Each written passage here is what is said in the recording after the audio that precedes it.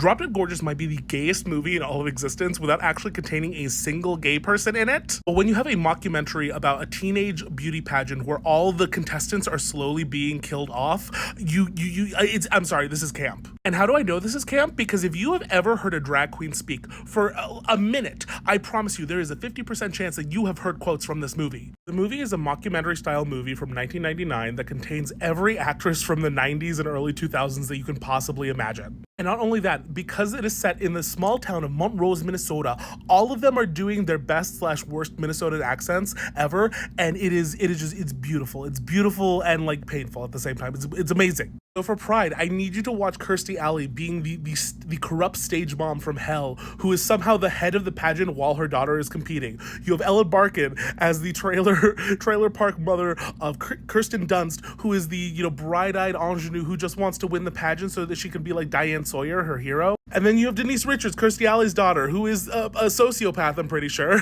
And did I mention that people are like dying? They're dying as they're competing for this. Someone is killing beauty queens that are 17. Why?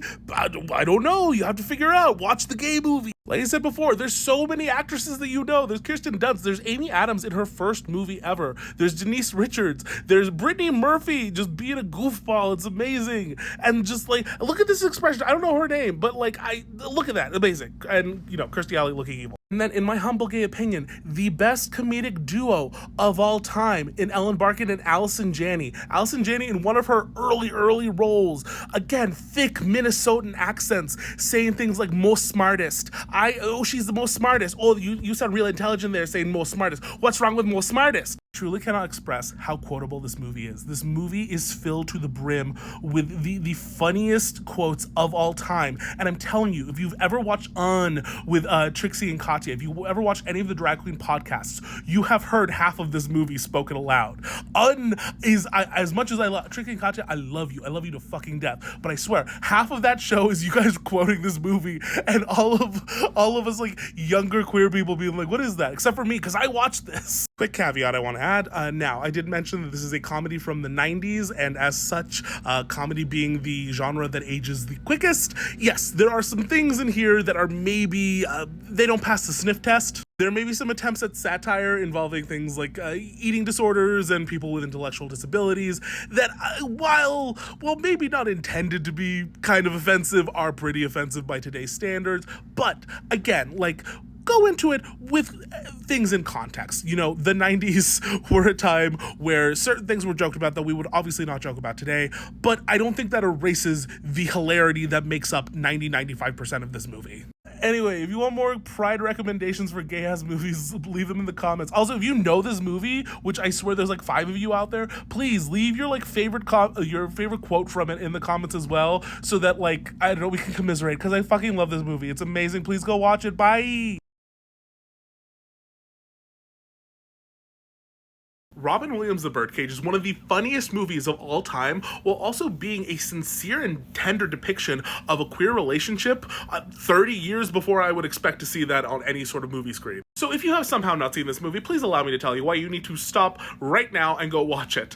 First off, let me explain what this is about. So here we have our main queer couple. We have Robin Williams playing Armand, and then we have the incomparable Nathan Lane playing Albie. They are the co-owners of a drag club in South Beach, Florida.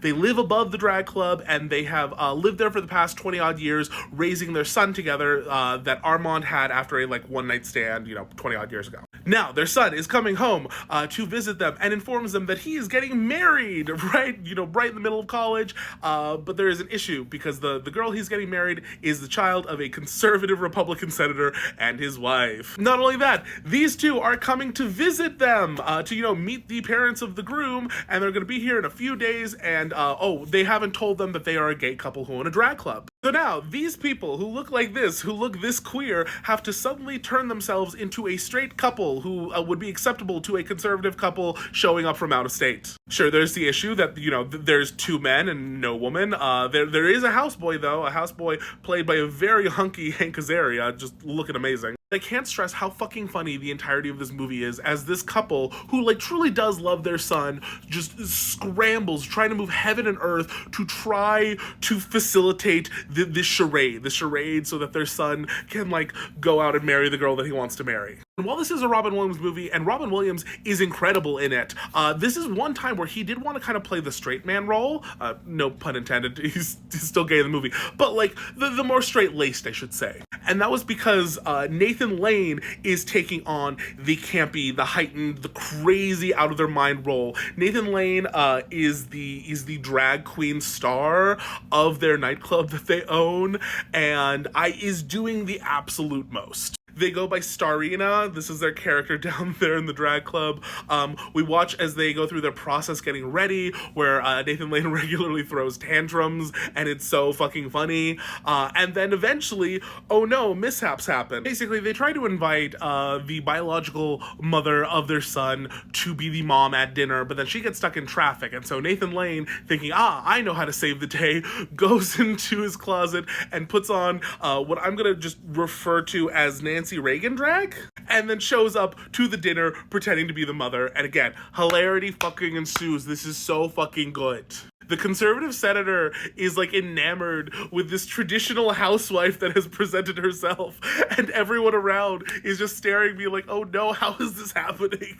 Beyond the obvious hilarity, though, I do want to point out that this movie is very special in my heart because I realized kind of later in life that I didn't have a lot of the same anxieties about like queerness and like what my life would be as a queer man, because I'd had this movie as a reference from the age of 5. I know lots of people who, you know, when they're struggling, when they're younger, like with their sexuality and trying to like figure out like, well, what's my life gonna look like? They struggle to like visualize it. They struggle to see like what their life could be. Could they have like happiness, and in what form would that come? I never had that, because from the age of 5, I knew that gay people, A, existed, B, could live together happily in a home, own their own business, and like still be funny and have shenanigans happen. And while, of course, this is a movie from the 90s, so there's going to be like some tropes and some stereotypes here and there, but in general, I don't think it is nearly as bad as a lot of the other kind of contemporaries, because at the end of the day, like, yes, sometimes Nathan Lane is the butt of a joke, but like, we never like surrender his humanity. We still treat Albert, his character, like a person who has worth, who has feelings, and who we like care about. So yes, while we occasionally get that like 90s flavor of things in there, I do think that this is a surprisingly kind of like sweet relationship that's being depicted. Like, yes, they are at odds a lot of the time for comedic purposes, but when they do come together, it is genuine, it is not the butt of a joke, and it is treated with just as much tenderness as you would expect from like a heterosexual relationship.